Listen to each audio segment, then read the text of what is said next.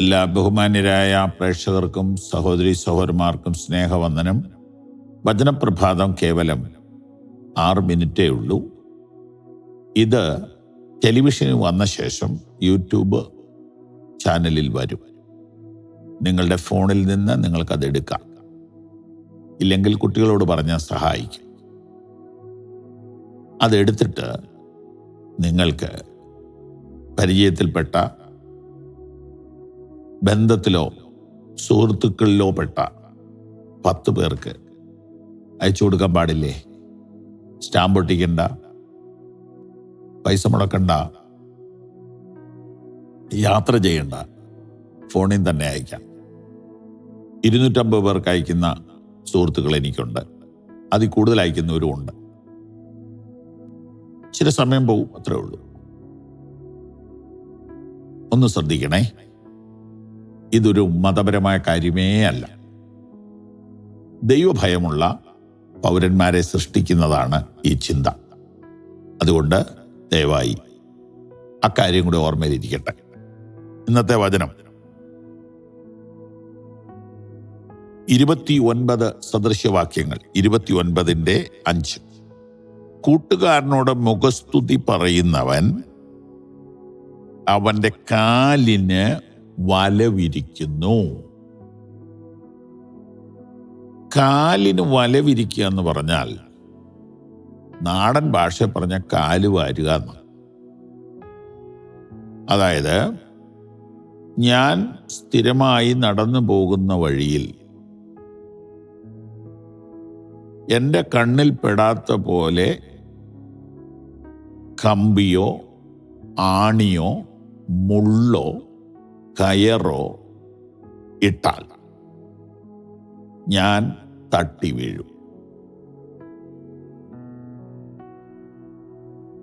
അങ്ങനെ ഞാൻ വീഴുമ്പോൾ മാറി നിന്ന് ചിരിക്കാം. ഇതിൻ്റെ പേര് ചതി എന്നാണ്. ഇതിനെയാണ് കാലിന് വലവിരിക്കുക എന്ന് പറയുന്നത്. നമ്മുടെ ഇന്നത്തെ ചിന്താവിഷയത്തിൽ ഇങ്ങനെയാണ് വായിച്ചത്: കൂട്ടുകാരനോട് മുഖസ്തുതി പറയുന്നവൻ അവന്റെ കാലിന് ഒരു വലവിരിക്കുന്നു. ഇപ്പോ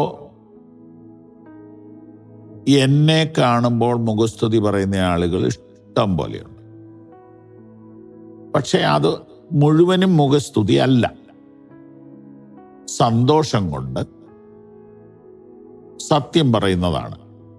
ഇപ്പം ഞാൻ പറഞ്ഞതേ ഉള്ളല്ലോ, ഞങ്ങൾ ഓരോ മരണ വീട്ടിലോ കല്യാണ വീട്ടിലോ ഒക്കെ ചെല്ലുമ്പം 100, 200, 300, 400 ഒക്കെ ആളുകളുണ്ടല്ലോ. അവരെല്ലാം വന്ന് മതം നോക്കാതെ ജാതി നോക്കാതെ കൈകൂപ്പുകയോടെ വന്നിട്ട് പറയും, ഞങ്ങൾ രാവിലത്തെ ആ ചെറിയ പ്രസംഗം കേൾക്കുന്നവരാട്ടോ, പാസ് പറയുന്ന പോലെ സാറ് പറയുന്ന പോലെ ഞങ്ങൾ പങ്കുവയ്ക്കുന്നുമുണ്ട്. അത് മുഖസ്തുതിയല്ല, അതൊരു സത്യമാണ്. അത് വേണം അല്ലേ? പ്രോത്സാഹനത്തിൻ്റെ വാക്കുകളില്ലെങ്കിൽ ഒരു മനുഷ്യന് മുമ്പോട്ട് പോകാൻ പറ്റുകയില്ല. പ്രോത്സാഹനമാണ് മനുഷ്യൻ്റെ ഒരു ബലം. ഒരു നല്ല വാക്ക് എൻകറേജ് ചെയ്യാന്ന് പറയും.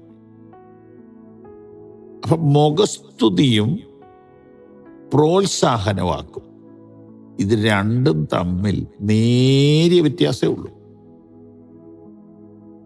നമ്മളെ സ്ഥിരം കാണുന്നവരും നമ്മളെ അടുത്തറിയുന്നവരും ഒരുമിച്ച് എപ്പോഴും ഇടപഴകുന്നവരുമായ ആളുകൾ നമ്മളെ എപ്പോഴും പുകഴ്ത്തി പറയുകയാണെങ്കിൽ അവിടെ ഒരു കെണിയുണ്ടെന്ന് ഓർത്തോണം. ഇതാണ് തിരുവെഴുത്ത് നമ്മെ പഠിപ്പിക്കുന്നത്. കൂട്ടുകാരൻ്റെ എന്ന വാക്ക് പ്രത്യേകം ശ്രദ്ധിക്കണം. ഫ്രണ്ട്, നമ്മൾ ഏറ്റവും അടുത്തിടപെടുന്ന ആളാന്നിരിക്കട്ടെ. ഞാൻ എപ്പോഴും എൻ്റെ ഭാര്യയെ പുകഴ്ത്തുവോ? ഇല്ല. അദ്ദേഹം എന്നെ പുകഴ്ത്തുവോ? ഇല്ല. എൻ്റെ മക്കൾ എന്നെ പുകഴ്ത്തുവോ? ഒരിക്കലുമില്ല. പക്ഷെ എൻ്റെ മക്കൾ മറ്റുള്ളവരോട് പറയും ഞാൻ ആരാധന. പിന്നെ എൻ്റെ കൊച്ചുമക്കള് എപ്പോഴും എല്ലായിടത്തും ഒക്കെ പുകഴ്ത്തി അടിക്കും. അത് വേറൊരു വിഷയം, അത് കുഞ്ഞുങ്ങളായതുകൊണ്ടാണ്. അപ്പം ഇവിടെ ഒരു കാര്യം രണ്ടു കൂട്ടരും അറിഞ്ഞിരിക്കണം.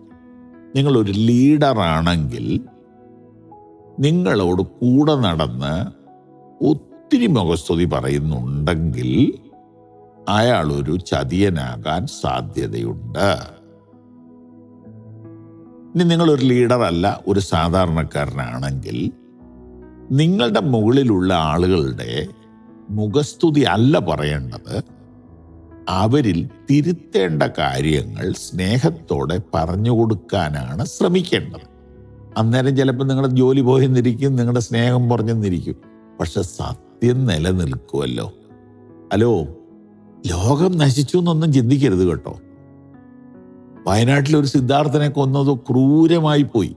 അങ്ങനെ ഒത്തിരി കാര്യങ്ങൾ ഇവിടെ നടക്കുന്നുണ്ടെങ്കിലും സത്യം തോക്കത്തില്ല. നീതി, സത്യം, ദയ, കരുണ ഇതൊന്നും തോക്കത്തില്ല കേട്ടോ. ദൈവം നിങ്ങളെ അനുഗ്രഹിക്കട്ടെ. ഈ സന്ദേശങ്ങൾ തുടർച്ചയായി നിങ്ങൾക്ക് ലഭിക്കുവാൻ ഞങ്ങളുടെ വാട്സപ്പും ഫേസ്ബുക്കും ഫോളോ ചെയ്യുക.